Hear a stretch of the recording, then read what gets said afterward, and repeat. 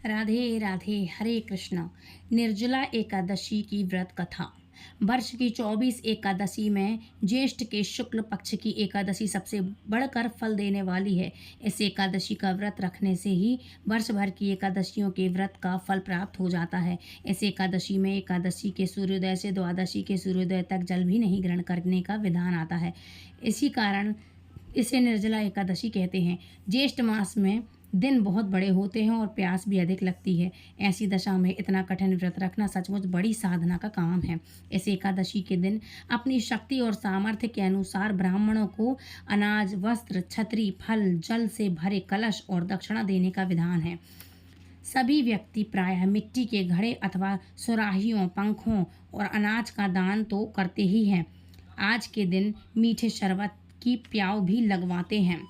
अधिक मास में सतत भोजन करते रहना भीमसेन की एक बहुत बड़ी कमी थी।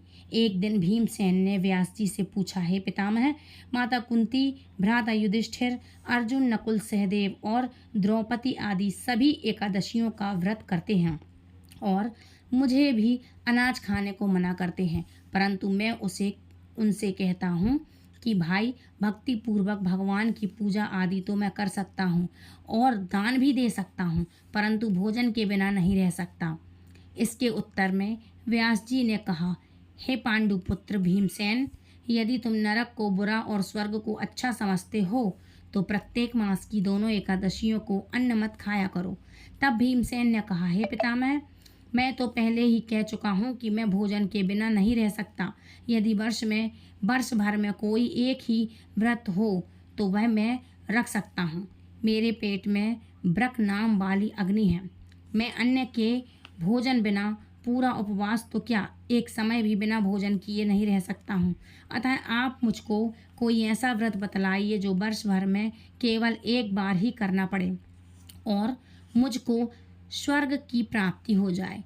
व्यास जी ने कहा, हे पुत्र, बड़े बड़े ऋषियों ने अनेक शास्त्र बनाए हैं जिसमें वर्णित उपायों के द्वारा थोड़े परिश्रम से ही स्वर्ग की प्राप्ति हो सकती है, परंतु उन शास्त्रों में दोनों पक्षों की एकादशियों के व्रतों को मुक्ति के लिए सबसे श्रेष्ठ लिखा है।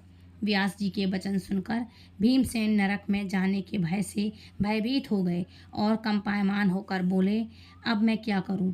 एक मास में 2 व्रत तो मैं कर नहीं सकता। हाँ, वर्ष में एक व्रत करने का प्रयत्न अवश्य कर सकता हूँ। एक दिन व्रत करने से मेरी मुक्ति हो जाए, यदि ऐसा कोई व्रत हो तो कहिए। यह बात सुनकर व्यास जी कहने लगे कि वृषभ और मिथुन राशि के बीच ज्येष्ठ मास के शुक्ल पक्ष की जो एकादशी आती है, उस एकादशी का व्रत करो। इस एकादशी के व्रत में स्नान और आचमन के बिना जल वर्जित है। आचमन में 6 मासे जल से अधिक नहीं होना चाहिए, अन्यथा वह मद्यपान से सदृश हो जाता है। इस दिन भोजन नहीं करना चाहिए क्योंकि भोजन करने से व्रत नष्ट हो जाता है। इस एकादशी के दिन सूर्योदय से लेकर द्वादशी को सूर्योदय तक जल ग्रहण न करने से समस्त एकादशियों के व्रतों का फल प्राप्त होता है।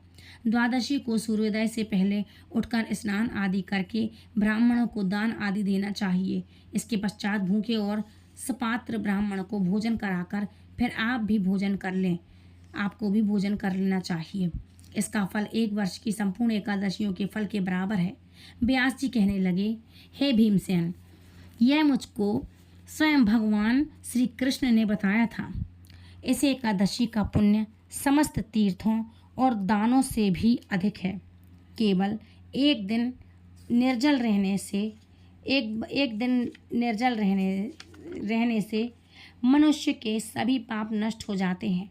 जो मनुष्य निर्जला एकादशी का व्रत करते हैं उनको मृत्यु के समय यमदूत आकर नहीं घेरते, वरन भगवान के पार्षद उसको पुष्पक विमान में बैठाकर स्वर्ग को ले जाते हैं।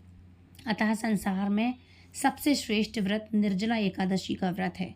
इसलिए यत्न के साथ इस व्रत को अवश्य करना चाहिए।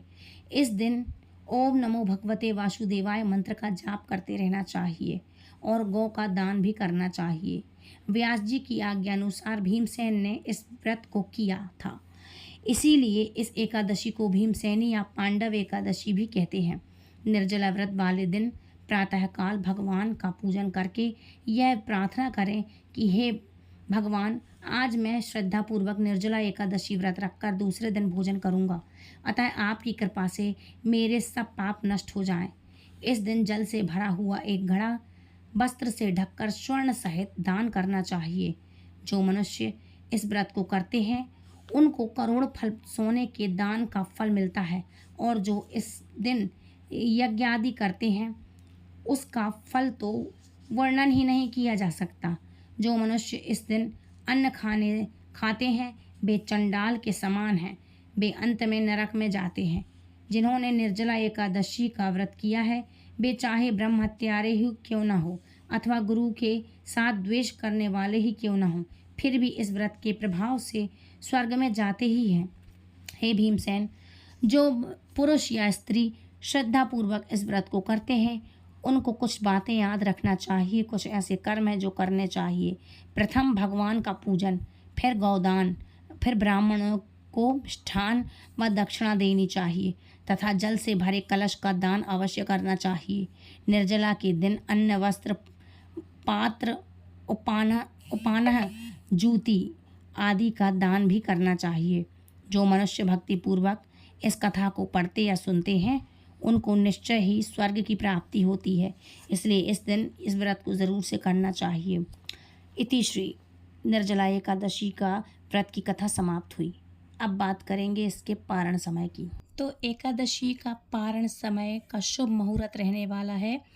पारण का समय 26 जून 2026 दिन शुक्रवार को सुबह 5:25 से सुबह 8:13 के बीच में आप कर लेना। जैसा कि आप सभी को पता है, पारण का मतलब व्रत खोलने का समय। देखो, हम निर्धारित समय पर एक समय के अनुसार जब हम व्रत खोलते हैं तो हमें संपूर्ण फल मिलता है। अगर हम टाइम बे टाइम व्रत खोलते हैं तो इसका सारा पुण्य जो है राहु ले जाता है, इसलिए राहु की तो ले जाते हैं। इसलिए हमें कुछ समय होता है, उस समय के बीच में हमें अपना पारण कर लेना चाहिए। पारण मतलब व्रत खोलने का समय। तो फ्रेंड्स, ये थी आज की वीडियो। आई होप आज का वीडियो आपको पसंद आया होगा। वीडियो पसंद आया तो प्लीज़ लाइक, शेयर, कमेंट करें, चैनल सब्सक्राइब करें। मिलते हुए नेक्स्ट वीडियो में। राधे राधे, हरे कृष्णा।